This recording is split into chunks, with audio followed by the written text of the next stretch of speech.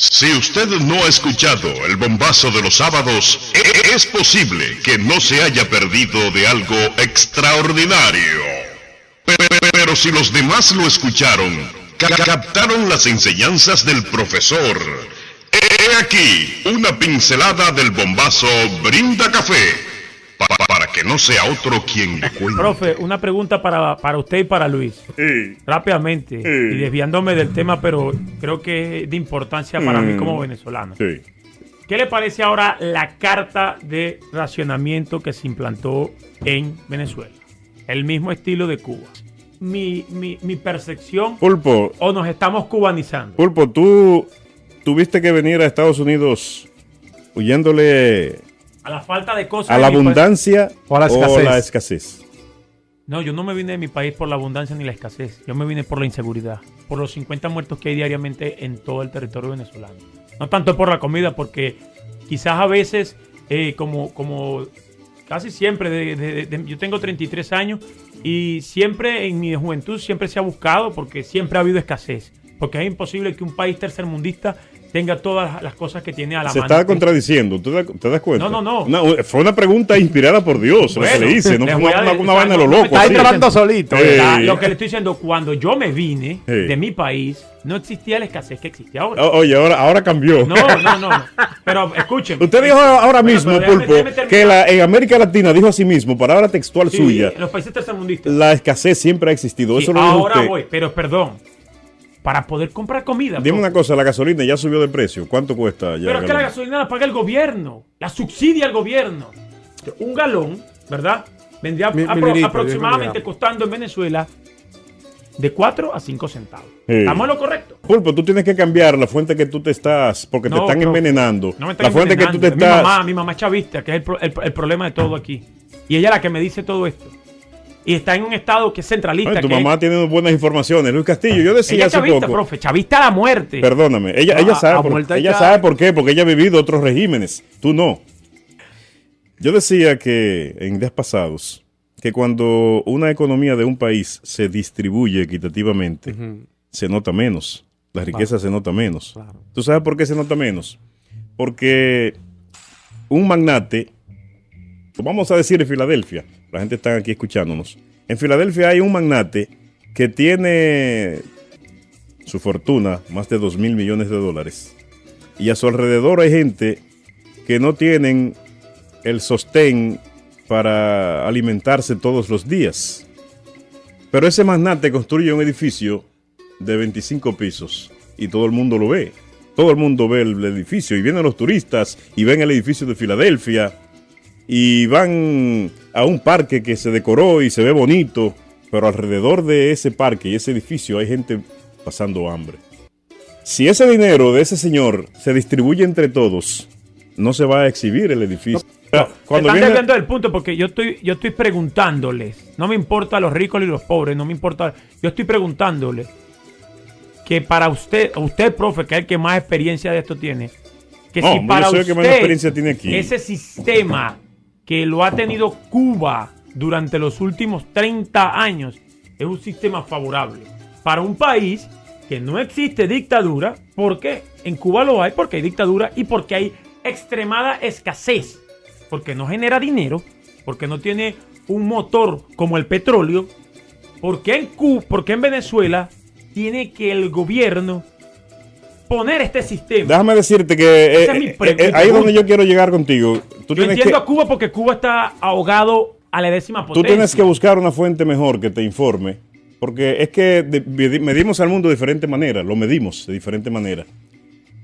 El promedio de vida de los cubanos, promedio de vida al nacer, es más alto que el de la República Dominicana. Y la tasa de mortalidad es más baja que en todos los... Voy para allá. Claro, porque no hay ladrones, obviamente, porque el gobierno los tiene frenados. Pulpo, si tú me das la oportunidad, nosotros podemos explicarle a la gente y para que nos puedan entender, porque imagínate, así como Vallareta no podemos que la gente nos entienda.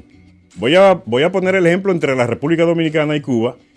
La República Dominicana porque es mi país, y yo puedo hablar de mi país, y Cuba porque es el país que tú has mencionado, tratando de desacreditarlo, poniendo en ridículo su sistema. El promedio de vida al nacer de los cubanos es de 77 años los hombres y de 80 años las mujeres, la mujer vive más. El analfabetismo todavía en la República Dominicana tiene más de un 30%. En Cuba se erradicó el analfabetismo hace mucho tiempo. Cero la tasa. La mortalidad infantil en Cuba se reduce a menos de un 5% en competencia con cualquier país del mundo de los industrializados o poderosos, de los más desarrollados.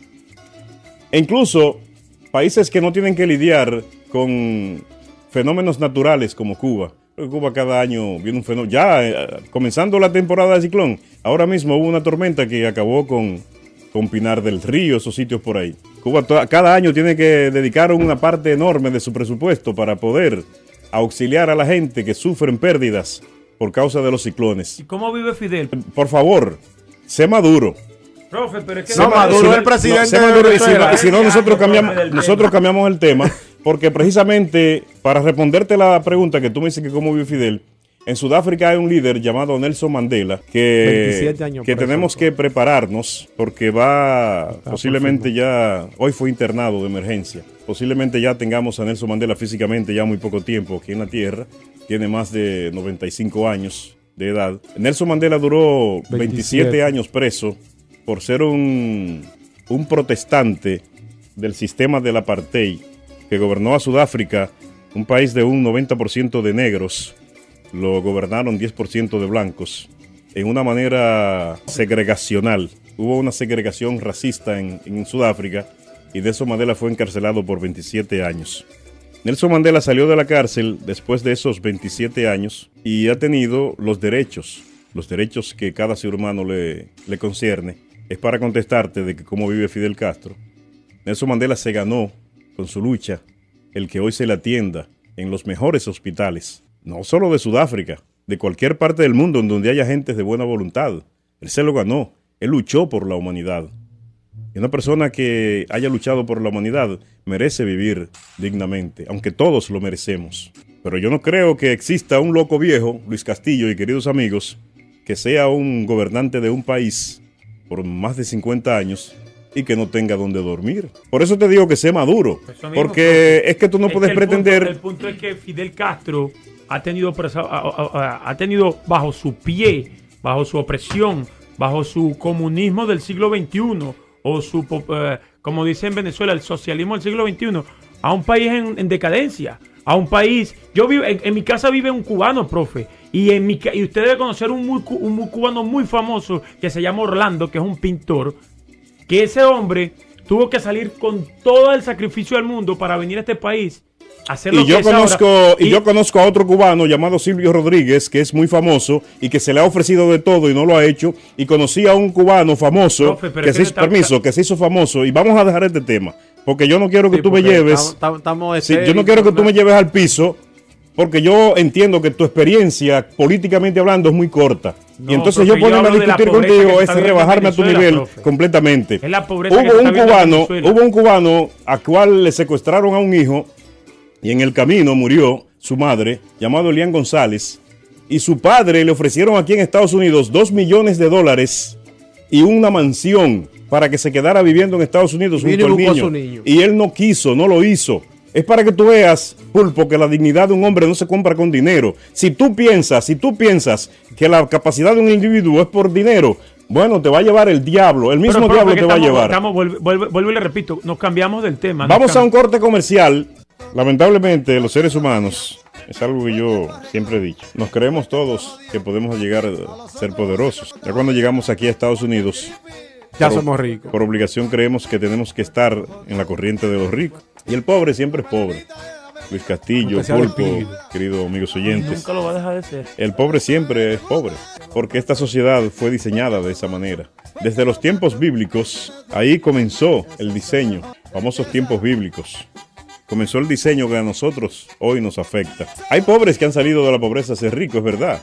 Muchos de ellos, en su gran mayoría sí, pero muchos en su gran mayoría han tenido que hacer malabares, fechorías, para llegar a ser poderosos. Y un poder con fechoría no sirve.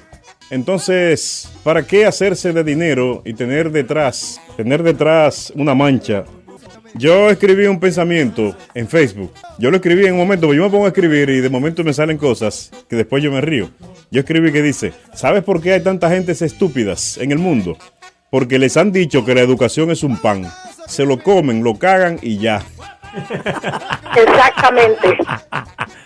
Buena es. Entonces, Gina, lamentablemente, aquí nosotros creemos que si decimos cosas que son verdades, nos vamos a meter rojo, Estados Unidos nos va a deportar, tenemos que ser cómplices de las cosas malas que se hacen, porque si no lo hacemos, un día cuando nosotros lleguemos a ser poderosos, entonces no nos va a gustar que otro también nos proteste. Pero es que nosotros no vamos a llegar a ser poderosos en este país en ninguna parte, porque es que nosotros somos la parte que tiene que vivir de siglo en siglo, ha tenido que vivir transportándose de un lugar a otro, a trabajar, a luchar.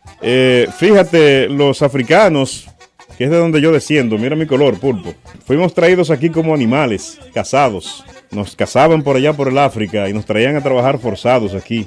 Muchas veces habían padres que los escogían porque tenían buen tamaño y fortaleza, y esos padres habían dejado a sus hijos en su casita allá en el África, en su ranchito, y se los traían aquí obligados y jamás volvieron a ver a su familia. Fuimos desterrados, traídos para ponernos a trabajar aquí. Y el gran progreso económico que se exhibe, el capitalismo, es parte de esa humillación, de esa explotación que se hizo con los pueblos. Entonces, cuando nosotros tenemos a Jesucristo realmente en el corazón, porque Jesucristo es el artífice de la lucha en favor de los pobres, cuando realmente nosotros tenemos a Jesucristo en el corazón, nosotros defendemos, nos ponemos del lado de los pobres, porque Jesucristo pudo tener todo, pudo ser rico y rechazó todo eso para seguir con la causa de los pobres. Aquí Martin Luther King hizo lo mismo, Mahatma Gandhi en la India lo hizo, el Che lo hizo y lo han hecho otros tantos. Yo quiero decirles a ustedes que cuando yo digo que tengo a Jesucristo en mi corazón, no es porque yo soy un predicador de esos que andan aprendiéndose un capítulo y un versículo para engañar a la gente, convencerlo y después vivir de ellos. Porque lo que sucede es que su servidor, que leyó la Biblia 20 veces, aprendió la defensa de los pobres por medio de la Biblia. Otros defienden los intereses de los ricos. Los esperamos el sábado de 12 a 2 de la tarde por calle 97.com, radio WTTM 1680.com, 1680 AM, eltapontapon.net y Atrevida 91.9 en Patterson, New Jersey. El Bombazo Brinda Café, un programa hecho con cojones.